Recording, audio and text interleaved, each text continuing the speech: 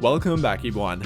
With them currently being the 9th seed and therefore being a part of the play-in tournament picture rather than the actual playoff picture, the Lakers might not appear to be a threat. However, much like last season, I don't believe their record tells you the full story here. I know a pretty good amount of you might agree, but there are plenty of fans who feel differently.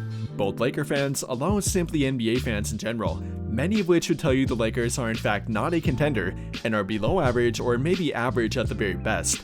But I'm here to tell you that they are likely wrong, again. Now, you can never predict an injury, and one to LeBron or Anthony Davis would obviously make a big impact on their ability to contend, but I think right now they are currently a much bigger threat than many would think, with that being especially true for the casual fans. It might not be blatantly obvious right now, but they are on the verge of getting hot at the right time, much like they did last season. And if them making it to the conference finals after being written off gives us any indication of what they can do this time around, then there is plenty of reason to believe that they can replicate that. Not only that though, but the numbers are pointing in that direction as well, and you know how much we like our numbers around here. And with that in mind, we're going to talk about all the signs that are pointing towards them becoming a legitimate contender, and I have no problem being wrong about this if they don't turn out to be one. Before we get too far into it though, I would like to invite you to check out our NBA Discord. If you enjoy having NBA or Laker-related discussion, being updated on NBA news, or chatting with other NBA fans during live games, then I guarantee you would enjoy it. Or if you don't have Discord, then feel free to follow me on Twitter, X, or whatever you want to call it to hear my thoughts on everything NBA related. There will be a link for both of them in the video description down below. But without further ado, let's get back to today's topic. And we'll begin by simply talking about their improved performance lately. We tend to find out the most about a team at and then shortly after the trade deadline. They either fall apart due to not seeing eye to eye, or they come together at the right time. And I think we're seeing the Lakers do the second part right now. After all, they have been playing some of their best ball during the past month, which has undeniably been the most rumor-packed part of the year for them. We went through countless trade rumors, hints of LeBron not being happy, along with him sending out subliminal messages, and then with plenty of controversy around their head coach too. More often than not, that would break a team rather than bring them together. And yet, this current Lakers squad has been able to thrive within the chaos. And before we even talk about the numbers, we really did need to address that, and really give them credit for it too.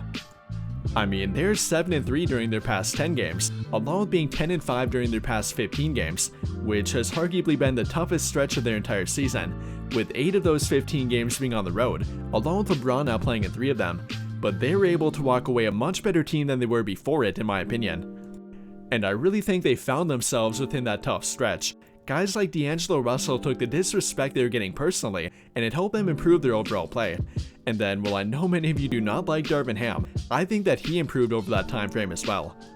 For one, he finally went back to what was working for them last season in regard to their lineups, with him going back to Jared Vanderbilt prior to getting hurt, and then lately going back to Rui Hachimura, making them much bigger parts of the overall rotation, and that has obviously helped their overall team.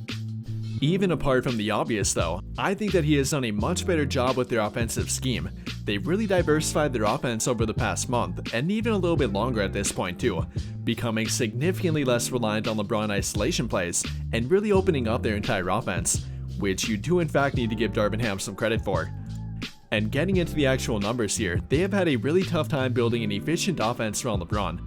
Even before Darvin Ham got here, the best they have ranked offensively over an entire season happens to be 11th, which is kind of weird to think about when you have an all-time great offensive player on your team. Simply put, they needed to diversify their offense, and while he might not like doing it, part of that had to involve LeBron playing off the ball a bit more, which he is now completely bought into doing over the past month and a half to his credit. Throughout that time frame, they have ranked 5th in offensive rating, and that is directly correlated with LeBron's usage rate going down rather than up. I know I brought this up a couple of times lately now, but I really do think that's important. LeBron is a great off-ball player when he actually commits to doing it. I'm not saying that he should be playing off the ball all the time, but I think him doing it here and there benefits their offense, and especially at the beginning of games. Believe it or not, LeBron currently has the second lowest usage rate of his entire career right now, being below 30% for the first time in nearly 20 years now. And then during that 15-game time frame that I keep bringing up, it's actually down to only about 27%, which would be the lowest rate of his entire career.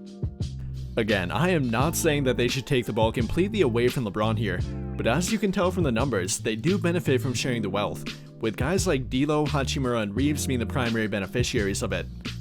In my opinion, LeBron can get going whenever he wants to, but that does not apply to everybody else on their team. Guys like AD, D'Lo, Reeves, and Hachimura need the ball in their hands to find a rhythm, and LeBron playing off the ball even 3% less often helps him do that. And I really do think that has been the #1 reason for the offensive improvement, though it's definitely not the only reason. And I think the #2 reason has simply been their 3-point shooting improvement. Compared to being bottom 5 in 3-point shooting during the first 3 months, they have now become a top 5 team in 3-point percentage dating all the way back to January 1st. Now, they might not be taking or making as many compared to the other top 5 teams, but they're knocking down the ones that they do take at a 40% clip, and that has done wonders for a team that puts a big focus on getting to the rim. I mean, it is truly a night and day difference between how opponents are guarding them now compared to even 2 months ago. They finally respect the Lakers' 3-point shooting ability, and they have guys like D'Lo, LeBron, Hachimura, and Taurean Prince to thank for that too, all 4 of which are shooting about 38% on the year from 3.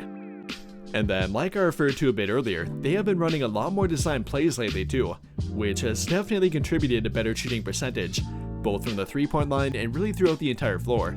I think the final thing to know with their offense is simply the arrival of Spencer Dinwiddie though. We have already seen the benefit of him coming off their bench, and I imagine that will only continue to get better. But apart from their offense, let's not completely overlook their defense. It might be taking a backseat to their offense lately, which is really unusual for them, but I believe there's plenty of reason to be optimistic about it going forward. For one, they are currently playing without 4 of their best 5 defenders, with all 4 of Vanderbilt, Reddish, Christie, and Vincent having been out for at least a week if not more at this point. But the good thing is that they all appear to be coming back prior to the end of this season.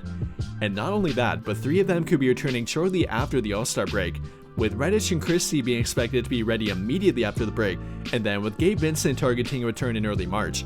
Vanderbilt might take until the end of March unfortunately, but up until this point they do expect him to make it back.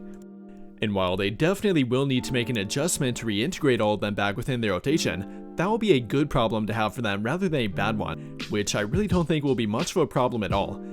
I mean, with them kind of having cracked the code to what works for them on offense, all they have to do is have those 4 fill in the gap for whatever is left. And let's not forget about the impact that guys like Vanderbilt, Christie, and Reddish were making when healthy. Jared Vanderbilt was arguably their 4th most impactful player from his defense alone prior to getting hurt. Christie was finding his footing as a 3-and-D option for them, and then Reddish proved that he can make an impact when healthy as well. And then, while we often tend to forget about Gabe Vincent, we do need to acknowledge the guy being a part of their most effective early season 5-man lineup combination. A combination they routinely ended the game with Gabe Vincent making an impact from his solid point of attack defense, despite him not shooting the ball that well. And no matter what way you want to look at it, all 4 of them can help their rotation.